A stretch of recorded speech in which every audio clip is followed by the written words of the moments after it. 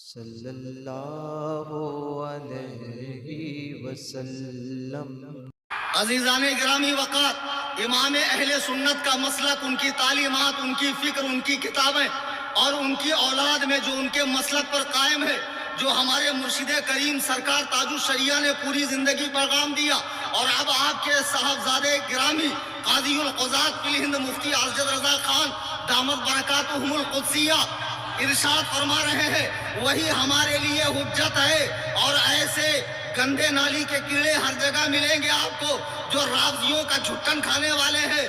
تو کہتا ہے میں مسلک میں اتحاد پیدا کر رہا ہوں، تیرے منہ میں کیڑے پڑ جائیں خبیث۔ جب اللہ کے نبی نے فرمایا میری امت میں 73 فرقے ہوں گے، تو پھر نجیس الپادری ہو یا توقیر رضا ہو، جو بھی تمام فرقوں کو ایک کرنے کی کوشش کرے گا، گڑ گوبر ایک کرے گا، گوبر حلوہ ایک کرے گا، پیشاب پانی ایک کرے گا، اس کی کوششیں قابل قبول نہیں ہوگی۔ جو لوگ صحابہ پہ بھونک رہے ہیں، تم ان کے جا کر ہاتھ چوم رہے ہو۔ اللہ کی قسم، یہ بدترین قوم رافضیت، جن کے نزدیک معاذ اللہ حضور کے دنیا سے جانے کے بعد تمام صحابہ اسلام سے پھر گئے اور صرف 3 صحابی اسلام پر قائم رہے، ایک سلمان فارسی، دوسرے ابو ذر غفاری اور تیسرے حضرت مقداد بن اسود۔ اب مجھے بتاؤ، رسول اللہ صلی اللہ علیہ وسلم عالمگیر دین لے کر آئے، 23 سال آپ نے امت پہ محنت فرمائی، یہ کیسے ہو سکتا ہے کہ آپ کی محنت سے صرف 3 لوگ مسلمان ہو جائیں؟ شیعوں کی کتابوں میں باقاعدہ یہ مضمون موجود ہے، یعقوب کلینی کی، ملا باقر مجلسی کی، کہ حضور کے دنیا سے جانے کے بعد تمام صحابہ اسلام سے پھر گئے۔ کیوں پھرے بھائی؟ جب صحابہ اسلام لائے تب کون سا اسلام کے اندر دولت کی ریل پیل تھی؟ کون سے مسلمانوں کے پاس شاہان قیصر و کسریٰ کے کنگن تھے؟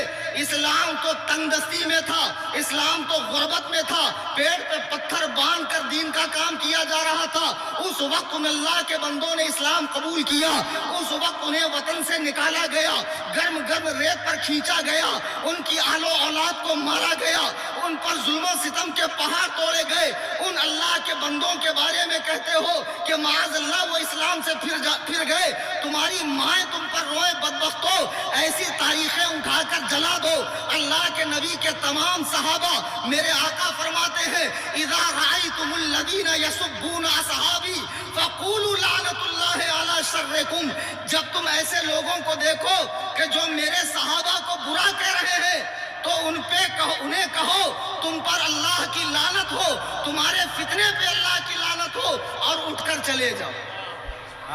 لیکن آج ہمارا نوجوان ایسا نہیں کر رہا ہے، شیعوں کے ماتم میں شریک ہو رہا ہے، شیعوں کے ذاکرین کے نوحے سن رہا ہے۔ اتنی غالی قوم، اتنی غالی قوم اور ایسی بیہودہ قوم، ان کے اسٹیٹس اور نوحے لگائے جا رہے ہیں، علماء سمجھا رہے ہیں، سمجھ میں نہیں آ رہا ہے، ان سے دوستیاں بڑھائی جا رہی ہیں۔ اور یہ بابے جو کہتے ہیں کہ محبت سب سے، نفرت کسی سے نہیں، ان کو امیر معاویہ سے کیوں نفرت ہے؟ یہ کون سی دوگلی پالیسی ہے؟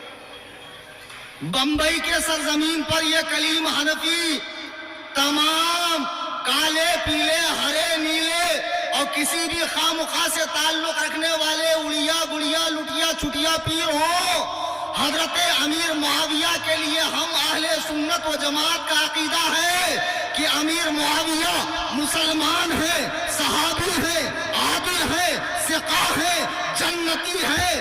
اب کسی نے اپنی ماں کا دودھ پیا ہو، کتیا کا دودھ نہ پیا ہو، اس کے خلاف عقیدہ رکھتا ہو، آ جائے اور مجھ سے مناظرہ کر لے، اللہ کے عزت و جلال کی قسم، قیامت تو آ سکتی ہے، وہ دن نہیں آ سکتا جب حضرت امیر معاویہ پہ یہ کتے کے بچے ہم سے مناظرہ کریں۔ نعرہ تکبیر، نعرہ رسالت، عظمت صحابہ کرام، عظمت امیر معاویہ، امت کے